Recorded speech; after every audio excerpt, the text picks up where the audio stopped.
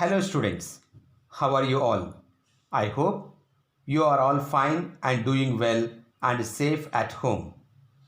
Dear students, in the previous video lesson, we had discussed the 100 dresses part 1. Today, in this video lesson, we are going to discuss the 100 dresses part 2. Before we go ahead with the lesson, let me ask you a few questions.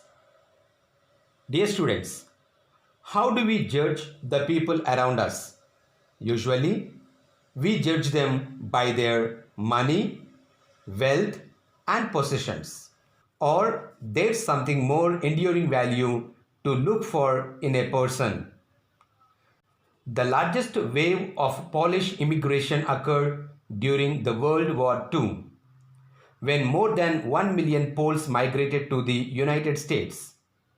Polish Americans were sometimes discriminated against in the United States, as were Irish, Italians, and Jews. Let's know about the author.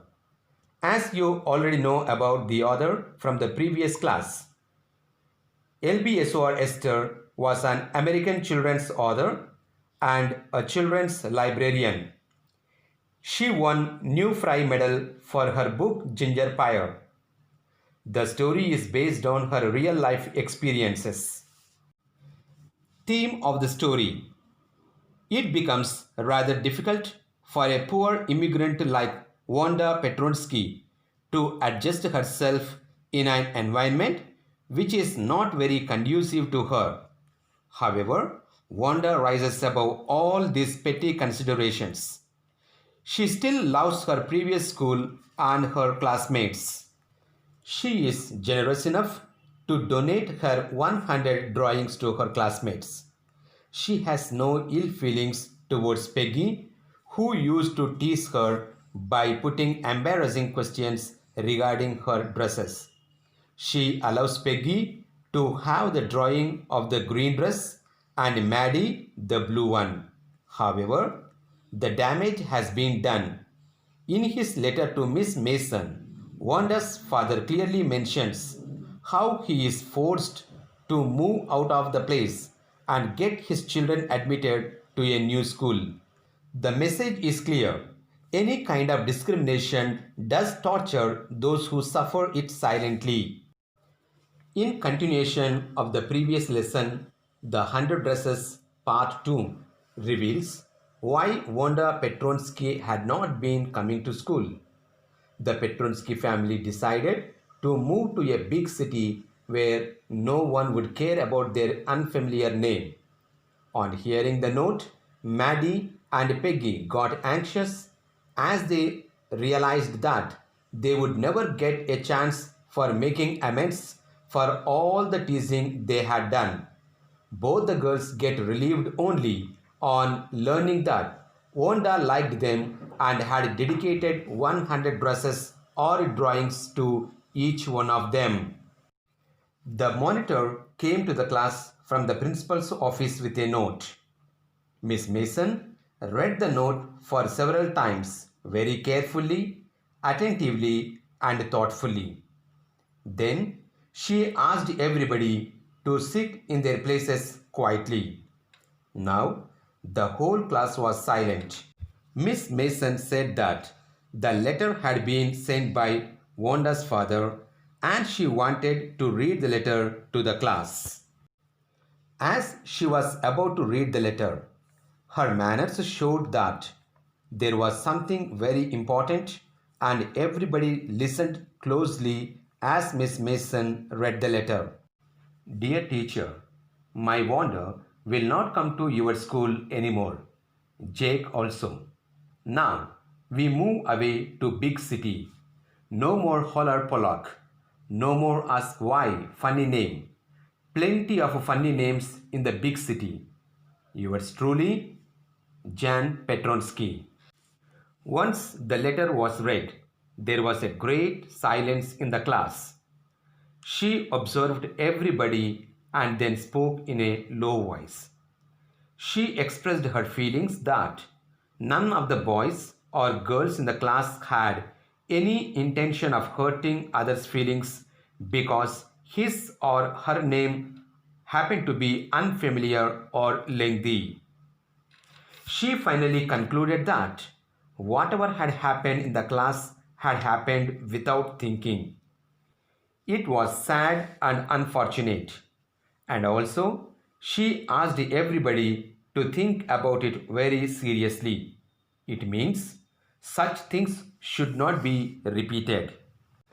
The teacher informed the class that because of their thoughtless actions, Wanda and Jake both are not going to attend the school thereafter. They plan to go to a big city where no one is going to make fun of their names. Everyone in the class was shocked and surprised at the content of the letter sent by Mr. Petronsky, that is, Wanda's father. The whole class felt very bad about Wanda's decision. Maddie could not concentrate on her studies as well because of her behavior towards Wanda. Maddie felt that she could not control Peggy making fun of Wanda as she considered herself to be a timid girl. As Maddie and Peggy felt very bad about their behavior, they decided to go to Wanda's house and tell her that she had won the prize. They both set out to Boggins Heights, a place where the Petronskis lived. The girls could not meet Wanda as they had already left the place.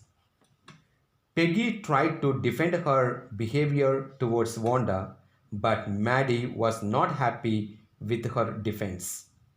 Later on, they both wrote a letter to Wanda informing her that she had won the contest.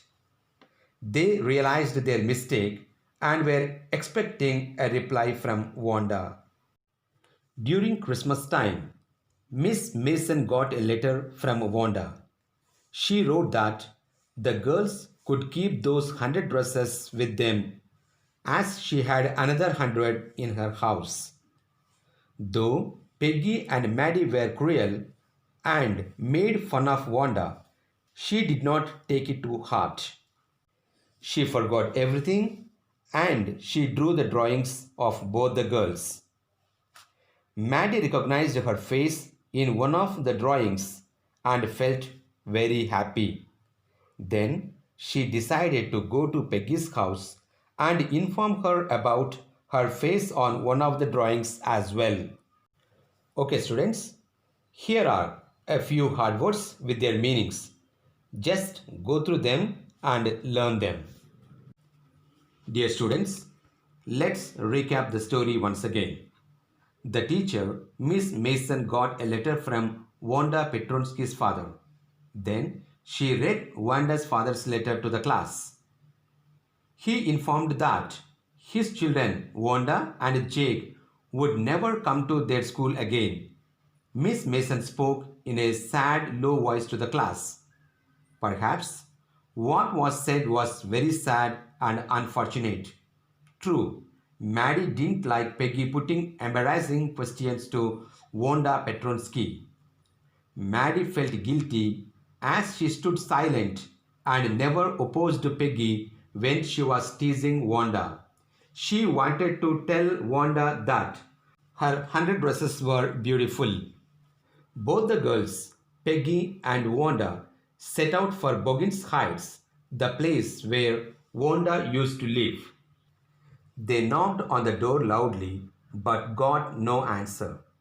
It was clear that Wanda Petronsky and her family had gone. Peggy told Maddie that when she was asking Wanda about her dresses, Wanda probably was getting good ideas for her drawings. Maddie made an important decision. Both Peggy and Maddie decided to write a letter to Wanda Petronsky. They asked Wanda if she liked her new place and the new teacher. They also wrote that their drawings were very beautiful and she won the girls' medal. They also wanted to feel sorry, but they ended up writing a friendly letter. On the last day of school, before the holidays, Miss Mason informed the class that she received a letter from Wanda Petronsky. In the letter, Wanda wished that the girls of room number 13 could keep those 100 dresses. She wished that the drawing of the green dress be given to Peggy and the blue one to Maddie. Maddie went home and watched the drawing intently. Peggy could only say to Maddie, she must have really liked us. Okay, students, I hope all of you have understood the lesson, The 100 Dresses Part 2. That's all for now. Thank you all. Have a nice day.